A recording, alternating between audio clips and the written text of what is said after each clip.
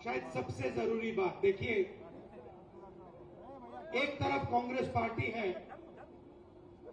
और दूसरी तरफ बीआरएस, बीजेपी और एमआईएम एक साथ खड़े हुए हैं।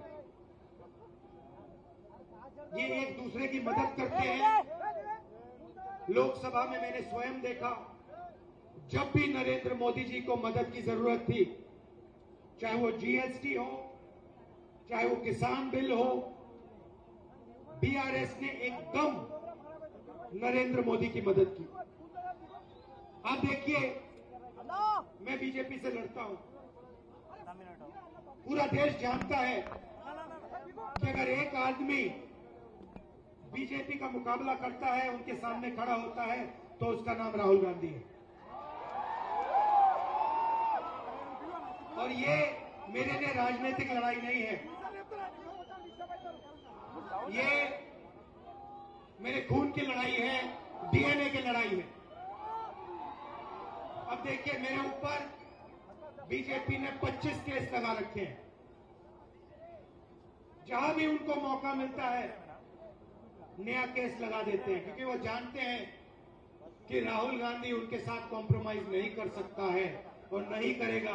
राहुल गांधी उनके खिलाफ, उनकी आइडियोलॉजी के खिलाफ, उनकी विचारधारा के खिलाफ लड़ ही सकता है। मेरा घर ले लिया, मैंने खुशी से अपना घर दे दिया, कहा ले मुझे नहीं चाहिए आपका घर।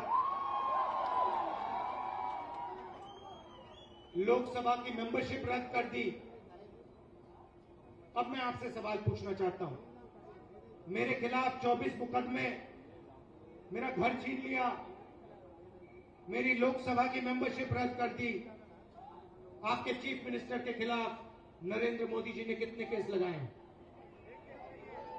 आपके चीफ मिनिस्टर के खिलाफ कितने केस नरेंद्र मोदी ने लगाए?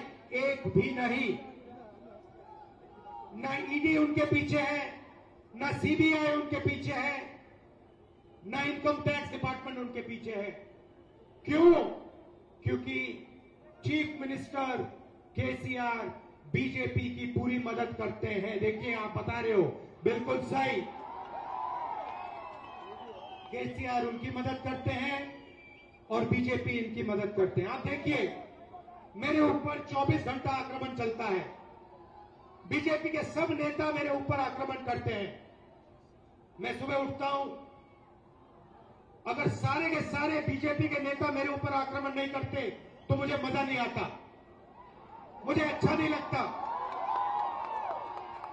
मैं कहता हूं आज कुछ कमी रह गई, थोड़ा और जोरों से मुझे बोलना चाहिए। मगर केसीआर पे, उनके परिवार पे बीजेपी का कोई नेता आक्रमण नहीं करता, कोई केस नहीं, कोई ईडी नहीं, कोई इनकम टैक्स नहीं, मिले हुए हैं दोनों। दूसरी तरफ एमआईएम है। आप पता लगाइए, जहां भी कांग्रेस पार्टी बीजेपी से लड़ती है, चाहे वो असम हो, महाराष्ट्र हो, राजस्थान हो, वहां पे बीजेपी की मदद करने के लिए एमआईएम के लोग हर कंस्टिट्यूएंसी में अपने नेता खड़े कर देते हैं, अपने कैंडिडेट खड़े कर देते हैं। भाई और बहनों, दिल्ली में बीजेपी को हराना है, तेलंगाना में बीआरएस को हराना है। ये तीनों एक साथ मिले हुए हैं, भूलिए मत। कांग्रेस पार्टी को पूरा समर्थन दीजिए। यहां पे लहर आ रही है, जैसे सुनामी आती है वैसे सुनामी कांग्रेस पार्टी की आने वाली है।